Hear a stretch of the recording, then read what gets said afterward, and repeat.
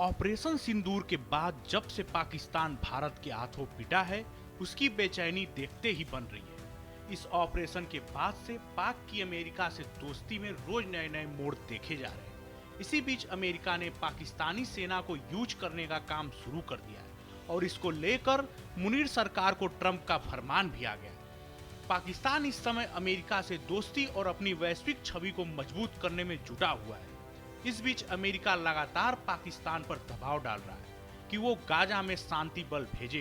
Trump की Gaza के लिए 20 पॉइंट योजना में मुसलमान बहुल देशों की सेनाओं को गाजा में भेजने का सुझाव दिया गया है। इन सैनिकों का काम गाजा में कुछ समय के लिए शांति बनाए रखना है, वहां का पुनर्निर्माण करना और आर्थिक सुधार में मदद करना होगा। आपको बता दें कि अमेरिका लगातार आसिम मुनीर पर दबाव डाल रहा है। वहीं अब अमेरिकी विदेश मंत्री मार्को रूबियो ने साफ किया है कि पाकिस्तान ने गाजा में शांति स्थापना के प्रयासों में शामिल होने की इच्छा जताई है, लेकिन अभी तक कोई फाइनल फैसला नहीं हुआ है। साथ ही रूबियो ने कहा कि अमेरिका पहले सभी पक्षों को इसको लेकर जरूरी जानकारी देगा, उसके बाद ही किसी देश से ठोस प्रतिबद्धता मांगी जाएगी। इस पूरे मामले को लेकर अमेरिका के विदेश मंत्री मार्को रूबियो ने बीते शुक्रवार यानी कि 19 दिसंबर को पुष्टि की कि हम पाकिस्तान के इस प्रस्ताव के लिए बहुत आभारी हैं कि वो इसमें हिस्सा बनने को पर विचार कर रहा है या कम से कम इस पर विचार करने की पेशकश कर रहा है। मुझे लगता है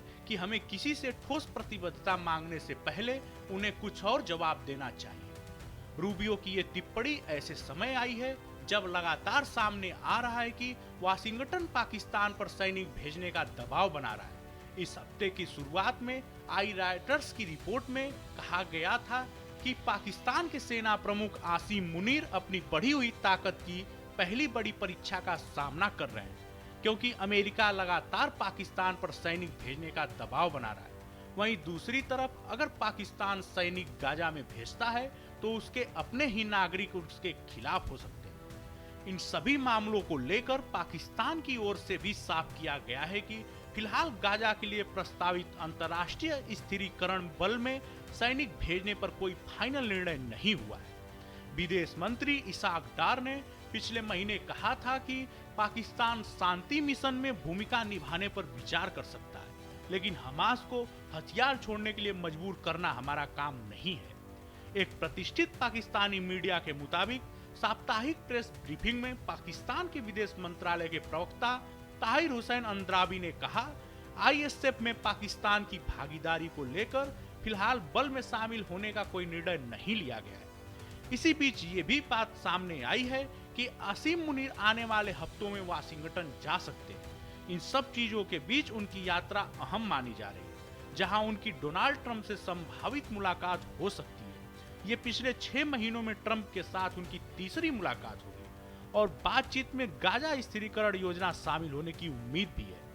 आपकी जानकारी के लिए बता दें कि इस पूरे मामले को लेकर रक्षा विश्लेषक और लेखिका आयशा सिद्दीकी ने कहा, पाकिस्तान दुनिया का एकमात्र मुस्लिम बहुल देश है जिसके पास परमाणु हथियार है। साथ ही उसकी सेना शक्तिशाली और अनुभवी मानी जाती है।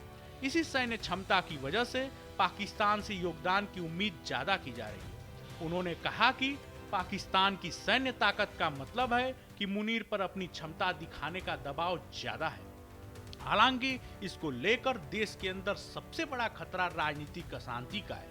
अमेरिका समर्थित योजना के तहत अगर पाकिस्तानी सैनिकों को गाजा भेजा जाता है तो इससे उन इस्लामवादी दलों का विरोध प्रदर्शन फिर भड़क सकता है, जो अमेरिका और इजराइल के कड़े विरोधी हैं। इस पूरे मामले को लेकर आपकी क्या राय है, हमें कमेंट बॉक्स में जरूर शेयर करें।